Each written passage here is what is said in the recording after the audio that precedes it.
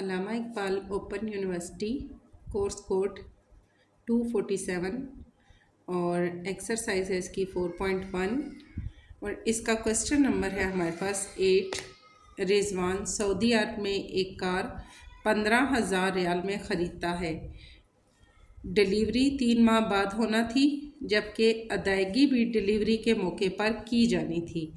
रिजवान ने सऊदी अरब से एक कार ख़रीदी 15,000 रियाल में और डिलीवरी उसकी जो होनी थी जहां उसने मंगवानी थी, फ़र्ज़ करें अगर हम जैसे पाकिस्तान में हैं और हम वहां से कार मंगवाते हैं तो 3 माह के बाद उसकी डिलीवरी होनी थी, जबकि अदायगी भी जो है वो डिलीवरी के मौके पर की जानी थी। मुआहदे के बाद तबादले का रेट रुपए में बताया गया है 22 रुपये .401 रियाल के, जबकि डिलीवरी के वक्त तबादले का रेट 22.0821 रियाल है। रेट में तब्दीली की बिना पर नुकसान मालूम कीजिए। ज़ाहिर सी बात है नुकसान ही हुआ होगा, क्योंकि जब कार ख़रीदी गई तब जो रियाल का रेट था वो 22 रुपये और .400 था, और बाद में जब 3 माह के बाद कार मंगवानी थी और उस वक्त जो रियाल का रेट था वो 22.082 था। ठीक है, तो ज़ाहिर सी बात है उसको इसमें नुकसान ही हुआ है और नुकसान हमने इसमें इसका फाइंड करना है। रियाल हमारे पास है यहाँ 15,000 कार की कीमत, और मुआहदे के वक्त जो रियाल की अमाउंट थी वो पाकिस्तानी रुपीस में जो उसकी प्राइस बनती थी 22.400 एक रियाल की प्राइस है। सबसे पहले हम रियाल में रुपए जो है फाइंड कर लेते हैं। ठीक है, रियाल हमारे पास है 15,000 और एक रियाल की जो अमाउंट है वो है 22.400। इन दोनों को हम मल्टीप्लाई करते हैं तो रुपयों में हमारे पास जो रकम आएगी वो हमारे पास आ जाएगी 3,36,000 रुपये। ठीक है, तो यहाँ हमारे पास पाकिस्तानी रुपीस में जो अमाउंट है 336,000। अब डिलीवरी के वक्त जो रियाल की यहाँ पर रिटर्न या उसकी तब्दीली की जो पैसे हैं वो पाकिस्तानी रुपीस में दिए गए हैं 22.082 एक रियाल की अमाउंट है। इसको भी हम 15,000 से मल्टीप्लाई करेंगे कि हमारे पास यहाँ जो अमाउंट बनती है, और फिर इस तरह हम इसके रुपयों में हमने यहाँ जिस तरह इसकी अमाउंट फाइंड की है यहाँ भी हम इसी तरीके से इसको फाइंड करेंगे। फिर हम इनको माइनस करके देखेंगे कि इसका जो नुकसान है वो कितने रुपयों का हुआ।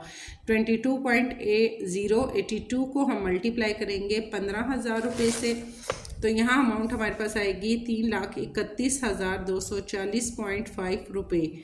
अब यहाँ इन दोनों अमाउंट को हमारे पास पहले क्या थी 3,36,000 और यहाँ पर है 3,03,12 और 40 और पॉइंट हमारे पास है 5। इन दोनों को हमने माइनस किया तो हमारे पास आएगा 47,059.5 रुपये। मीन्स के उससे कार फरोख्त करने के बाद जो नुकसान हुआ वो 4,759.5 रुपये का हुआ। इसी तरह इसका है लास्ट क्वेश्चन नंबर 9। अली का एक दोस्त सऊदी अरब से अली को 450 रियाल भेजता है।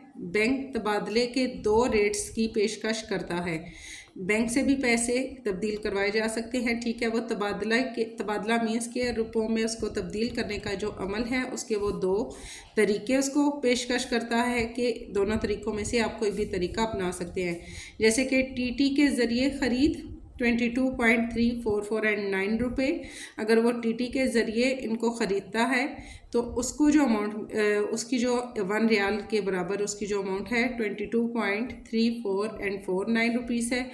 टीसी के ज़रिए ख़रीद यहाँ पर है, इसकी अमाउंट है 22.214 अब यहाँ पर तो दोनों का अगर देखा जाए तो 22 रुपये है रियाल की प्राइस। ठीक है, बट पॉइंट के बाद हमारे पास जो रकम है वो यहाँ पे चेंज हो जाती है। यहाँ फ़र्ज़ करें हमारे पास 3,449 है तो यहाँ है 34 है और यहाँ है 21। मीन्स के कितना इन दोनों में डिफरेंस आ रहा है। ठीक है, तो 1 रियाल की जो अमाउंट ये बता रहे हैं वो हमारे पास 22.21 एंड 4 एंड 6 है। जैसे कि एक दुकान पे आप जाते हैं वो आपको कुछ रेट बताता है, दूसरे में आपको थोड़े से कम रेट में वही चीज़ आपको मिल जाती है, तो उसमें आपको क्या हो जाता है प्रॉफिट हो जाता है। सेम वही चीज़ है कि एक तरीके से अगर वो रुपये तब्दील करवाते हैं तो उसकी अमाउंट बताई जा रही है, और अगर टीसी के ज़रिए वो अमाउंट लेते हैं तो उसके 1 रियाल के हिसाब से जो अमाउंट बनती है वो यहाँ बताई जा रही है। कौन सा रेट काबिल अमल होगा, यहाँ तो सिंपल सी बात है, जहाँ पर उसको अच्छे पैसे मिलेंगे, चूँकि वो ख़रीद नहीं रहा, वो अपनी चीज़ को सेल करके दूसरे तरीके से उनको दे रहा है कि जिसमें उसको प्रॉफिट होगा।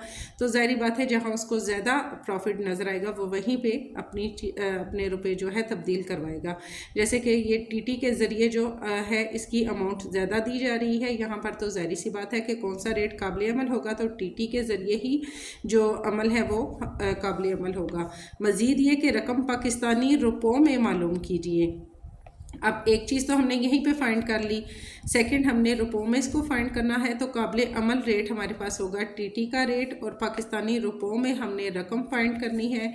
तो 22.344 एंड 9 को हम लेंगे, दूसरी वाली को हम नहीं लेंगे क्योंकि हमने टीटी के ज़रिए जो ख़रीद है उसको हमने चूज़ किया है। ठीक है, तो जो हमने चीज़ चूज़ की है उसी की हमने पाकिस्तानी रुपयों में अमाउंट फाइंड करनी है। तो इसको हम मल्टीप्लाई करेंगे 22.34 एंड 49 को, हमारे पास टोटल अमाउंट रियाल में कितनी थी, 450 रुपये थी।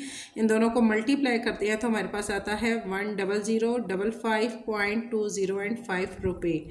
ठीक हो गया जी, ये हमारे पास एक्सरसाइज 4.1 कंप्लीट हो गई आज।